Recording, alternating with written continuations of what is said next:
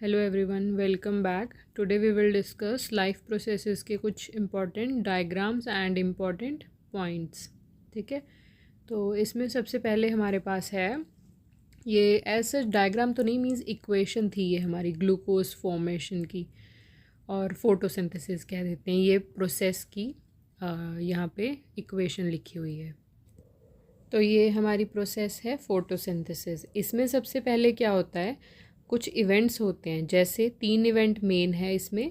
सबसे पहले होता है absorption of light energy by chlorophyll. ठीक है, मींस जैसे कोई ग्रीन हमारे पास लीफ है, उसके अंदर क्लोरोफिल पिगमेंट प्रेजेंट होगा जो कि लाइट एनर्जी को क्या करता है, एब्जॉर्ब।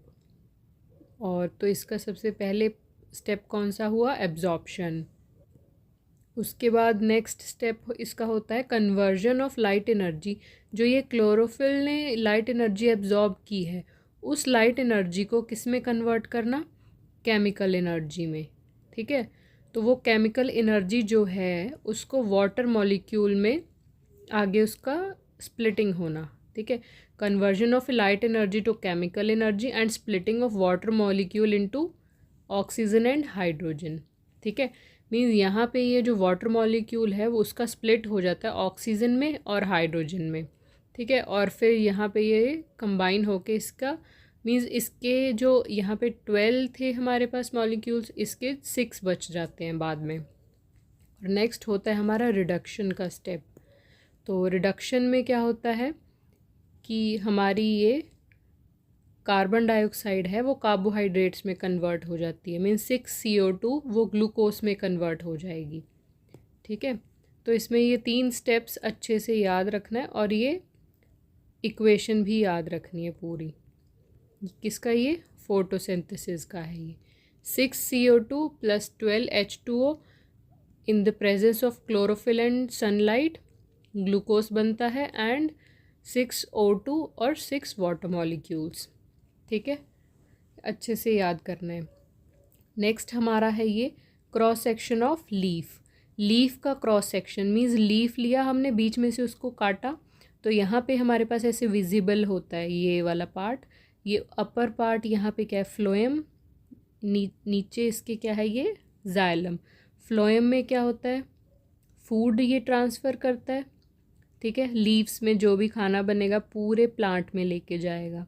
जो जाइलम है, ठीक है, वो रूट्स में पानी वगैरह होता है, वो वाटर पूरे प्लांट में वो ट्रांसफ़र करता है। ठीक है, तो इसकी बेसिक चीज़ है, ये याद रखनी है। और इसमें ये क्या होता है, ये हमारा वो इसकी ये वाले वेन्स। ठीक है, ये लीफ ब्लेड और इसको क्या बोलते हैं, लेमिला। और ये जो सेंटर में है ये मिड रिब। ठीक है, और ये लीफ का ये वाला पार्ट, अब ये लोअर एपिडर्मिस, ये अपर एपिडर्मिस, और ये होता है हमारा वैक्सी क्यूटिकल। और ये जो हमारे green green small circular part है ये क्लोरोप्लास्ट है। ठीक है, तो ये ग्रीन पिगमेंट होता है जो कि लीव्स में प्रेजेंट होगा। नेक्स्ट ये जो ब्लैंक स्पेसेस है ये एयर स्पेसेस है। ठीक है, ये जो ये वाला स्ट्रक्चर है ये क्या है, हमारा गार्ड सेल्स। और ये गार्ड सेल्स प्रेजेंट कहाँ होते हैं, स्टोमेटा पे। ठीक है, मीन्स स्टोमेटा का इसमें आगे डायग्राम है, उसमें मैं बताती हूँ अभी। ठीक है, तो ये अच्छे से कर लेना। ये कभी कभी लेबलिंग में आ जाता है एज सच, और इसका कुछ आता नहीं, मीन्स लेबलिंग में बस ये एक बार आया था ये एग्ज़ाम में, तो ये याद रखना है अच्छे से।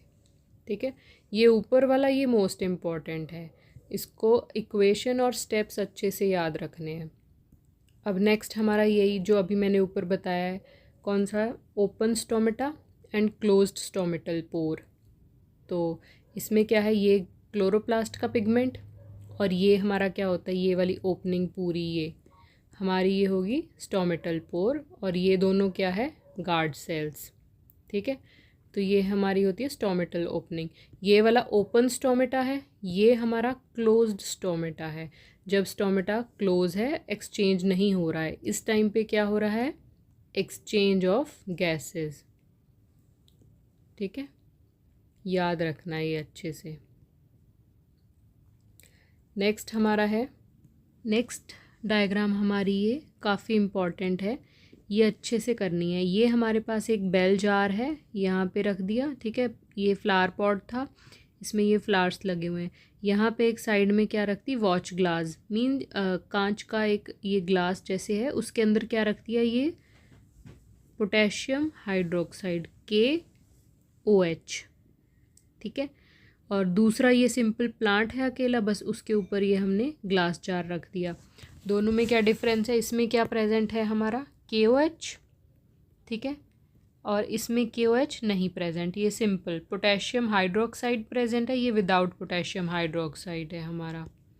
तो ये याद रखना है अच्छे से। ये एक्टिविटी है उसका, इसमें कंक्लूजन है। उन्होंने एक्टिविटी में कभी कभी ये क्वेश्चन आ जाता है इसके बेसिस पे कि ये KOH का क्या फंक्शन है, इसका रोल क्या है, तो वो रोल हमें याद रखना है।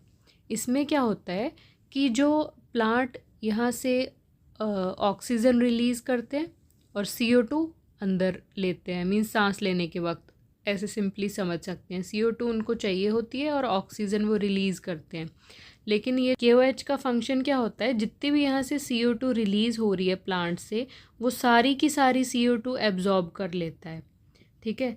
तो इसमें क्या होता है फिर, जो हमारी ये फोटोसिंथेसिस थी, ये देखो यहाँ पे फोटोसिंथेसिस के लिए CO2 चाहिए ना हमें रिएक्टेंट में, तो जब इसने सारी यहाँ से CO2 एब्जॉर्ब कर ली KOH पोटेशियम हाइड्रोक्साइड ने, तो हमारे पास फोटोसिंथेसिस के लिए तो CO2 बची ही नहीं, ठीक है। तो CO2 नहीं बचेगी जब हमारे पास, तो हमारा प्लांट फोटोसिंथेसिस नहीं कर पाएगा, मीन्स अपना खाना नहीं बना पाएगा, और फिर उसके बाद वो पूरा खाना नहीं मिलेगा तो वो उसकी डेथ हो जाएगी प्लांट की, ठीक है। तो कंक्लूजन में लिख सकते हैं कि नो CO2, तो हमारे पास नो क्या होगा, फोटोसिंथेसिस होगी, और अगर वो नहीं होगी तो हमारा ये पूरा प्लांट डेड हो जाएगा। यहाँ पे मैं लिख देती हूँ। तो इसमें क्या होगा, KOH क्या करेगा, CO2 एब्जॉर्ब कर लेगा, CO2 नहीं होगी तो फिर फोटोसिंथेसिस भी नहीं होगी, और फिर प्लांट भी हमारा क्या हो जाएगा, डेड, ठीक है।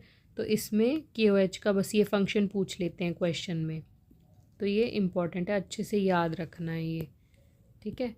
नेक्स्ट हमारा है अब अमीबा का, कि अमीबा हमारा न्यूट्रिशन कैसे लेता है। तो इसमें ये पूछ लेते हैं, ये fill in the like blank दे देते हैं, फिल इन द ब्लैंक्स, जैसे यहाँ पे ब्लैंक करके दे दिया और ये दे दिया, या कभी कभी MCQ में पूछ लेते हैं कि अमीबा कैसे अपना फूड कैप्चर करता है, तो ये याद रखना है सूडोपोडिया से, ठीक है। इसमें क्या होता है कि ये न्यूक्लियस है, फूड पार्टिकल है, ठीक है। तो फूड पार्टिकल जैसे ही यहाँ पास आता है तो ये ऐसे थोड़ा सा अपना एक्सटेंड करके उस पार्ट को बोलते हैं सूडोपोडिया, तो उसके साथ ही ऐसे पूरा सर्कुलर आगे से बंद करके फूड वैक्यूल, फूड पार्टिकल अंदर चला गया, तो ये उसके बाद ये बॉडी के अंदर उसके एब्जॉर्ब हो जाएगा प्रॉपरली पूरा, ठीक है। तो बस इसमें इतना ही था, तो ये अच्छे से याद रखना है ये वाला पूरा। अब इस चैप्टर में हमारे पास जितने भी डाइजेस्टिव सिस्टम और रेस्पिरेटरी, एक्सक्रीटरी सिस्टम और सर्कुलेटरी सिस्टम, वो जो बाकी है वो मैं नेक्स्ट उसमें समझाऊंगी।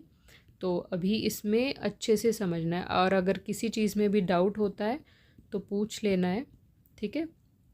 और ध्यान से अब सारी चीज़ें करनी है। और thank you so much, stay tuned.